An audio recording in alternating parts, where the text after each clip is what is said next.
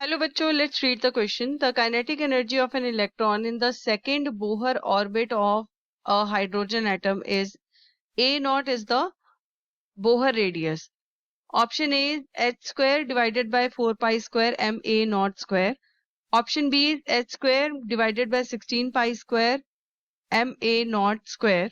Option C h square divided by 32 pi square m A naught square, and option number D is h square divided by 64 pi square m A naught square. तो first of all हम ये discuss करेंगे कि इस question का जो की concept है वो क्या है.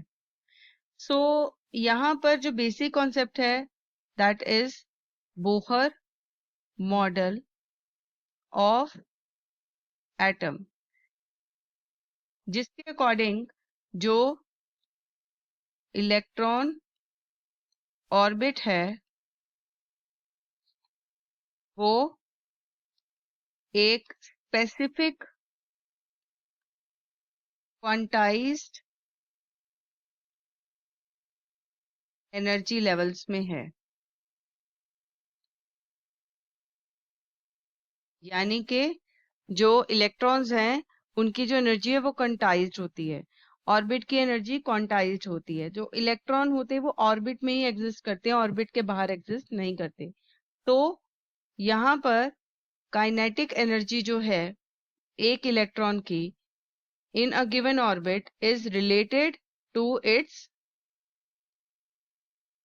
Distance from the nucleus and the charge of the nucleus. So now I will explain the answer.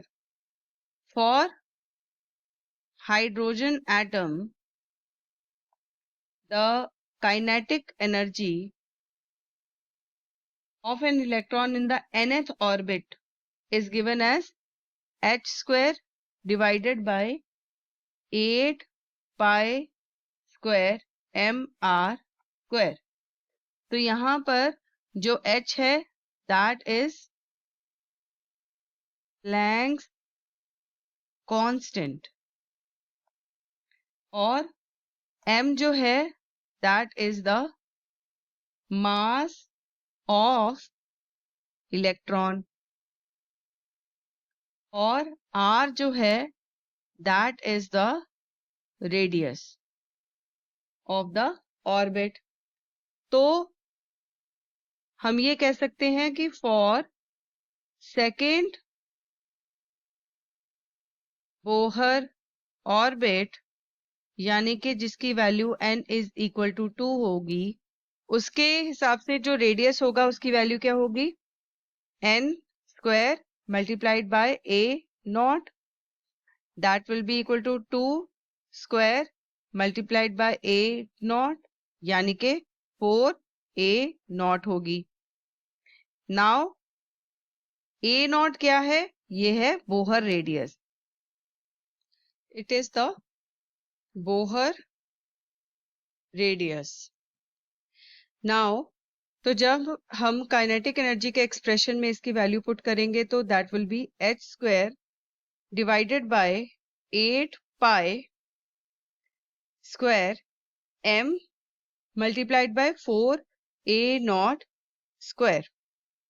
So this will be the expression. So that will be equal to h square divided by 32 pi square m a naught square. So this will be the final value. So that means यहाँ पर जो option number C है that will be the correct answer. I hope you have understood this answer very well. Thanks for watching.